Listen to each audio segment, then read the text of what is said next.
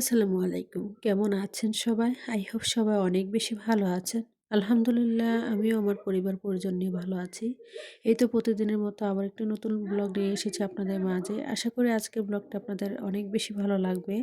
আজকের ব্লগে আমি সকালবেলায় চলে এসেছি আমার কিচেনে। আর কিচেনে এসে দেখি যে আমার ইলেকট্রিক যে চুলাটা আছে এটা অনেক বেশি আরকি একটু তেল চিটচিটে ভাব হয়ে আছে, যার কারণে আরকি এখন ফিনটি দিয়ে আরকি পরিষ্কার করে নিলাম। তো তারপরে চলে যাব আরকি সকালে নাস্তা রেডি করার জন্য। আর আজকে ইলেকট্রিক চুলায় আরকি সকালে নাস্তাটা রেডি করব। আজকে সকালে নাস্তা আরকি সবজি খিচুড়ি করব বলতে কি হাতে মাখিয়ে আরকি আমি সবসময় দেখা গিয়েছে প্রেশার কুকারে একটা খিচুড়ি রান্না করি।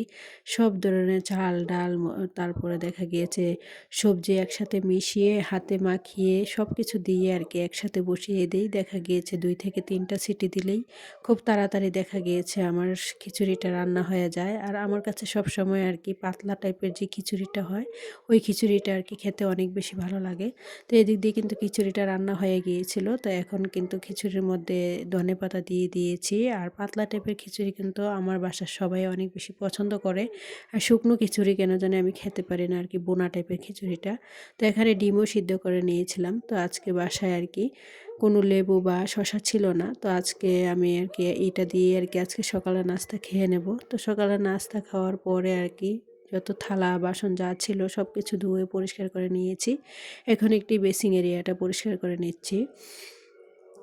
আমরা গৃহিণীরা যতই অসুস্থ থাকি না কেন সংসারের কাজ কিন্তু কখনো থেমে থাকে না। যদিও আমি অসুস্থ, হয়তো আমার বয়স শুনে এখনও বুঝতে পারছেন আমি কিন্তু পুরোপুরি এখনও সুস্থ হতে পারিনি। তো সংসারের কাজ কিন্তু আমাকে করতেই হবে, কারণ সংসারটা যেহেতু আমার, সংসারের কাজের মধ্যেও কিন্তু একটা অন্যরকম ভালো লাগা ভালোবাসা কাজ করে। আর নিজের সংসারের কাজগুলো নিজের হাতে করার মধ্যে অন্যরকম একটা শান্তি পাওয়া যায়। তো যাই হোক, ভিডিওর এই পর্যায়ে এসে যে সকল প্রিয় মিষ্টি আপুরা আমার ভিডিওটি দেখছেন, প্লিজ ভিডিওটিতে একটি লাইক দিয়ে অবশ্যই কন্টিনিউ করবেন। আর যে সকল প্রিয় মিষ্টি আপুরা সবসময় আমাকে ভালোবাসা দিয়ে সাপোর্ট করে আমার ভিডিওগুলো দেখেন, আমাকে সুন্দর সুন্দর করে কমেন্টস করেন। আর আপনাদের এই সুন্দর সুন্দর কমেন্টসগুলো পড়তে আমার কাছে অনেক বেশি ভালো লাগে। তো আর যারা আজকে আমার চ্যানেলে নতুন জয়েন আছেন, আমার ভিডিওর কোনো অংশ যদি আপনাদের কোনো ভালো লেগে থাকে তাহলে প্লিজ চ্যানেলটি সাবস্ক্রাইব করে পাশে থাকা বেল বাটনের অল অপশনটি প্রেস করে দেবেন, যাতে করে আমি কোনো নতুন ভিডিও ছাড়ার সাথে সাথে আপনাদের কাছে নোটিফিকেশন চলে যায়, আপনারা আপনাদের সময় সুযোগ করে আর কি দেখে নিতে পারেন। তো আজকের ভিডিও টাইটেল এবং থাম্বনেল দেখে হয়তো বুঝতে পেরেছেন, বুদ্ধিমতী বউ হয়ে সংসার খরচ থেকে মাসের শেষে যেভাবে টাকা জমাই তাই আর কি আজকে আপনাদের মাঝে শেয়ার করব। আশা করি ভিডিওটি আপনাদের অনেক বেশি ভালো লাগবে।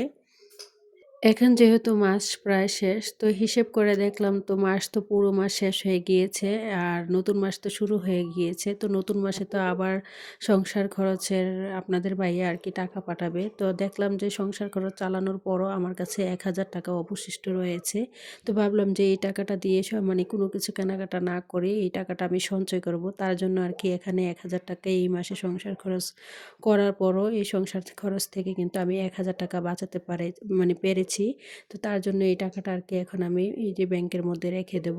আর এই টাকাটা আমি কিভাবে বাঁচিয়েছি তাই আর কি আপনাদের মাঝে জমিয়েছি, তাই আর কি আপনাদের মাঝে শেয়ার করব। আমরা যেহেতু মধ্যবিত্ত, আর মধ্যবিত্তদের কিন্তু সংসার চালাতে গেলে অনেক বেশি হিসেব, ধৈর্য, কষ্ট, পরিশ্রম করেই কিন্তু সংসারটাকে চালাতে হয়। বুদ্ধি দিয়ে সংসারটাকে একটু বুদ্ধি খাটিয়ে টেকনিক খাটিয়ে কিন্তু সংসারে সব কিছু করতে হয়। তা না হলে কখনো কিন্তু আপনি সংসার জীবন থেকে বা সংসার খরচ থেকে টাকা বাঁচাতে পারবেন না। তো আমি মানে আমার সংসার চালানোর ক্ষেত্রে আমি যেই সব বুদ্ধিগুলা বা টেকনিকগুলা খাটাই, সেগুলো হচ্ছে ধরেন আমি সবসময় চেষ্টা করি আর কি অল্প টাকার মধ্যে অল্প টাকায় বাজার করার জন্য, এবং কি যেদিন বাজারের দিন থাকে আমার এখানে আর কি সপ্তাহে ২ দিন বাজার বসে। তো আমি সবসময় চেষ্টা করি সাপ্তাহিক বাজারের দিন আর কি বাজার করার জন্য।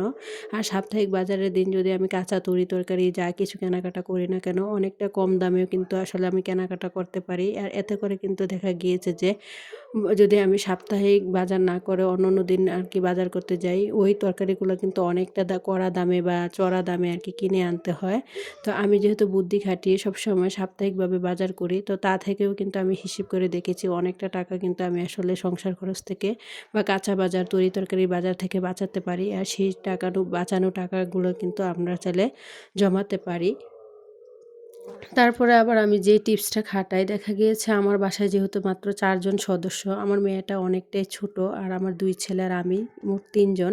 তো আমার মেয়েটা যেহেতু অনেকটাই ছোট ও কিন্তু এখনও পুরোপুরিভাবে কোনো কিছু খেতে পারে না। তো যার জন্য আমি দেখা গিয়েছে যে সবসময় চেষ্টা করি মানে হিসেব করে বুদ্ধি করে মাত্র ২ রকমের তরকারি রান্না করার জন্য। সবসময় চেষ্টা করি আরকি ২ টা তরকারি যেন হয়, এর বেশি যেন তরকারি না হয়।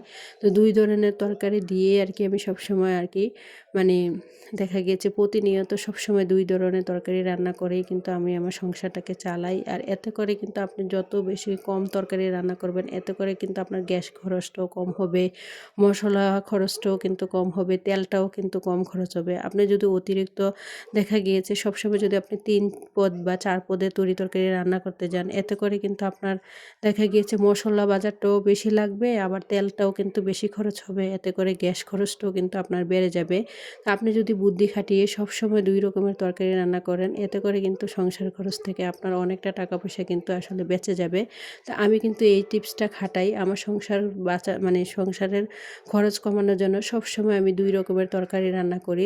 ২ পদের তরকারি রান্না করেই কিন্তু প্রতিনিয়ত আমি আমার সংসারটাকে চালাচ্ছি। তো যদিও এখন অসুস্থ দেখা গিয়েছে, অসুস্থতার কারণে কিন্তু ২ রকমের তরকারি রান্না করলেও কিন্তু বাসায় খাওয়া হয় না। দেখা গিয়েছে অনেক তরি-তরকারি কিন্তু থেকে যায়। তো আসলে আপনি যত কম তরকারি রান্না করবেন, এতে করে কিন্তু আপনার মসলা খরচ, গ্যাস খরচ, তরি-তরকারি খরচ বা দেখা গিয়েছে তেলটাও কিন্তু কম খরচ হবে। এতে করে যেই টাকা দিয়ে বেশি টাকা দিয়ে আপনি মসলা বা গ্যাস অতি তাড়াতাড়ি শেষ হয়ে যেত, গ্যাসটাও কিন্তু তাড়াতাড়ি শেষ হবে না। এতে করেও কিন্তু আপনার সংসার খরচটা বেঁচে যায়। আর এইভাবে করে কিন্তু টেকনিক খাটিয়ে আমি আমার সংসার খরচটা কমিয়ে ওখান থেকে প্রতি মাসে কিন্তু দেখা গিয়েছে মাসের শেষে ৳১,০০০, ৳১৪০০, ৳১৫০০ বা কোনো মাসে ৳২,০০০ টাকাও কিন্তু আমি সেভিং করতে পারি। আর এভাবে করে কিন্তু টাকা পয়সা সেভ করে চলার মধ্যেই কিন্তু অন্যরকম একটা শান্তি পাওয়া যায়। যেহেতু আমরা মধ্যবিত্ত, দেখা গিয়েছে মধ্যবিত্তদের সংসার চালাতে গেলে অনেক বেশি হিসেব করতে হয়, বুদ্ধি খাটাতে হয়, টেকনিক খাটাতে হয়। আর এভাবে করে ছোট টেকনিক খাটিয়েই কিন্তু সে তার সংসার খরচটা কমিয়ে টাকা পয়সা সঞ্চয় করতে হয়। তারপরে আবার আমি যেভাবে দেখা গিয়েছে সংসার খরচটা বাঁচাই, দেখা গিয়েছে প্রতিনিয়ত আমি কিন্তু সবসময় চেষ্টা করি সকালে যে একটা নাস্তার আইটেম হয়, ওই নাস্তাটা কিন্তু সবসময় বাসায় তৈরি করার জন্য। এতে করে দেখা গিয়েছে বাহির থেকে আর আমার চড়া দাম দিয়ে সকালের নাস্তা কিনে আনতে হয় না। অনেকে আছে পরিশ্রম করতে পছন্দ করে না, অলসতা করে। অনেক গৃহিণীরা দেরি করে ঘুম থেকে উঠে এবং কি বাহির থেকে খাবার কিনে আনে। আর এতে করে দেখা গিয়েছে যে ঘরোয়া যে খাবারগুলা, ওই খাবারের চেয়েও কিন্তু বাহিরের খাবার কিনে আনতে গেলে অনেকটা টাকা পয়সা কিন্তু নষ্ট হয়। তো আমি আসলে সবসময় চেষ্টা করি নিজে সকালের নাস্তা থেকে শুরু করে বিকেলের নাস্তা সবকিছুই কিন্তু মানে নিজে একটু কষ্ট করে হলেও পরিশ্রম করে হলেও আরকি মানে নিজেই বানাতে আরকি নিজের হাতে। তো এতে করেও কিন্তু দেখা গিয়েছে আমার সংসার খরচটা মানে অনেকটাই বেঁচে যায়। আর সে মানে এভাবে করেও কিন্তু আমি দেখেছি যে মাসের শেষে আমার অনেকখানি টাকা পয়সা কিন্তু থেকে যায়। আর এভাবে করেই কিন্তু আমি টাকা পয়সা বাঁচাতে পারি। তো যাই হোক আপনাদের সাথে কথা বলতে কিন্তু আমি সংসারে অনেক কাজ করে নিয়েছি। তারপর রান্না করে নিয়েছি। তো আজকে রান্না করেছিলাম আরকি শুধু মুরগির মাংস। আর আগের দিনে দেখা গিয়েছে ডাঁটা দিয়ে মাছ দিয়ে রান্না করেছিলাম। তো আমি যেহেতু অনেকটা অসুস্থ, আমার ছেলেরাও অসুস্থ, বলেছিল যে আম্মু ভর্তা করবে মুরগির মাংসের সাথে। তো যার কারণে আসলে আমি দেখলাম যে ২ রকমের ভর্তা করেছি আরকি। বেগুন দিয়ে একটা ভর্তা করেছি, টমেটোর তেলে। এখানে একটা টমেটোর ভর্তাও করেছি। আর মুরগি তরকারি রান্না করেছিলাম। তো তারপরে দেখা গিয়েছে এখন যেহেতু আমি ভর্তা করেছি, ভর্তার মধ্যে কিন্তু কোনো প্রকার তেল খরচ হয়নি। তো ২ ধরনের ভর্তা করতে গিয়ে কিন্তু আমার তেল লাগেনি। এখানে কোনো মসলাও কিন্তু খরচ করতে হয়নি। তো আর শুধু মুরগি তরকারিটা রান্না করেছি। আর আগের দিনে যেহেতু ডাঁটা দিয়ে মাছ রান্না করেছিলাম, এখানে কিন্তু ডাঁটা তরকারি ছিল। তো এই আরকি। আমার কিন্তু তাও কিন্তু এখানে ৩ থেকে ৪ রকমের আইটেমের তরকারি হয়ে গিয়েছে যেহেতু ২ টা ভর্তা করেছি। তো আমি সবসময় চেষ্টা করি কম মসলা, কম তেলে, কম গ্যাস খরচ করে কীভাবে আরকি প্রতি মাসে সংসার খরচটা কমাতে পারি। আর এভাবে করে চলেই কিন্তু দেখা গিয়েছে মাসের শেষে আমার ১,০০০, ৳২,০০০ কিন্তু বেঁচে যায়। এভাবে করেই কিন্তু আমি টাকাগুলা জমাই। অনেকে আবার বলবেন যে, "আপু কিভাবে আপনি টাকা জমান?" তো আমি সবসময় চেষ্টা করি এই টেকনিকগুলো খাটাতে, একটু বুদ্ধি করে পরিশ্রম করে চলতে। এতে করে দেখা গিয়েছে আমার সংসার খরচটা আর বাহির থেকে কোনো কিছু কিনে কাটা মানে আনতে হয় না, বা সংসার খরচটা অনেকটাই কমে যায়। এভাবে করে চললেই কিন্তু দেখবেন সংসার খরচ থেকে আপনি হাজার হাজার টাকা পয়সা কিন্তু জমাতে পারেন। তো আমি কিন্তু আগের মাসেও প্রায় ১৪০০ টাকা সেভিং করতে পেরেছিলাম, তো এই মাসে মাত্র ১,০০০ টাকা করতে পেরেছি আর কি। কারণ আমার যেহেতু কিছুদিন আগে একটা বিয়ের দাওয়াত ছিল, তো বিয়ের প্রোগ্রামে গেলে সবাই জানেন অনেকটা টাকা পয়সা কিন্তু খরচ হয়। তো যাই হোক, তারপরে চলে এসেছি এটা বিকেলবেলা। তো বিকেলবেলা যে বিকেলের একটা নাস্তার আইটেম হয়, ওইটাও কিন্তু অনেকে দেখবেন যে বাহির থেকে কিনে আনেন। আসলে বাহির থেকে যেই খাবারটা আপনি ২ থেকে ৩০০ টাকা মানে খরচ করে কিনে আনবেন, আপনি যদি বাসায় একটু মানে পরিশ্রম করেন, একটু কষ্ট করেন, এতে করে দেখা গিয়েছে যে আপনার ওই টাকাটা আর লাগবে না। আর বাসায় কিন্তু আমার আগে থেকে আর কি এখানে একটা পাতাকপি ছিল। তো দেখলাম যে পাতাকপিটা নষ্ট হয়ে যাচ্ছিল। যার কারণে ভাবলাম যে এখানে একটু বুদ্ধি খাটিয়ে একটু কষ্ট করে হলেও বাচ্চাদের জন্য এখানে পাতাকপির পাকুড়া বানিয়ে দেই। এতে করে দেখা গিয়েছে বিকেলের নাস্তাটা আমার হয়ে যাবে। আর এখানে আমি বাহির থেকে আর কোনো কিছু কিনে আনতে হবে না। আর বাহির থেকে যদি আমি কোনো কিছু কিনে আনতে যেতাম, কম হলেও আমার ৫০ থেকে ১০০ টাকা কিন্তু আমার খরচ হতো আজকের দিনের জন্য। তো আমি কিন্তু এখানে একটু বুদ্ধি খাটিয়ে নিজে একটু কষ্ট করেছি। যার কারণে দেখা গিয়েছে এই পাকুড়াগুলো দিয়েই কিন্তু আজকে আমার বিকেলের নাস্তা হয়ে যাবে। তো আমি সবসময় চেষ্টা করি বিকেলের নাস্তা, সকালের নাস্তা সবসময় বাসায় তৈরি করার জন্য। যখন বেশি অসুস্থ থাকি তখনও কিন্তু নিজের যতই কষ্ট হোক না কেন, তাও কিন্তু আমি বাহির থেকে কোনো খাবার কিনে আনি না। আর নিজের ঘরের খাবার কিন্তু স্বাস্থ্যের জন্য অনেক বেশি উপকারী। এতে করে দেখা গিয়েছে খাবারটা কিন্তু অনেকটাই স্বাস্থ্যকর। আর স্বাস্থ্যকর খাবার খেলে কিন্তু নিজেরা অসুস্থ হওয়ার চান্স অনেক বেশি কম হয়। আপনি যদি অসুস্থ হন বাহিরের খাবার খেয়ে, এতে করে দেখা গিয়েছে ডাক্তারের কাছে গেলে কিন্তু আপনার অনেকটা টাকা পয়সা চলে যায়। তো আপনি যদি ঘরে বা ঘরোয়াভাবে খাবারগুলা তৈরি করে খান, এতে করে দেখা গিয়েছে আপনি অসুস্থ হওয়ার চান্সটাও কম থাকে। আর এতে করে দেখা গিয়েছে আপনার মানে ডাক্তারের কাছেও যেতে হয় না। এতে করেও কিন্তু আপনার অনেকটা টাকা বেঁচে যায়। তো আমার কিন্তু এইভাবে করে চলি বলেই কিন্তু আসলে আমার সংসার খরচটা অনেকটাই কম হয়। আর কম টাকার মধ্যে খুব সুন্দরভাবে কিন্তু আমি আমার সংসারটাকে পরিচালনা করতে পারি, সব দিক ম্যানেজ করতে পারি।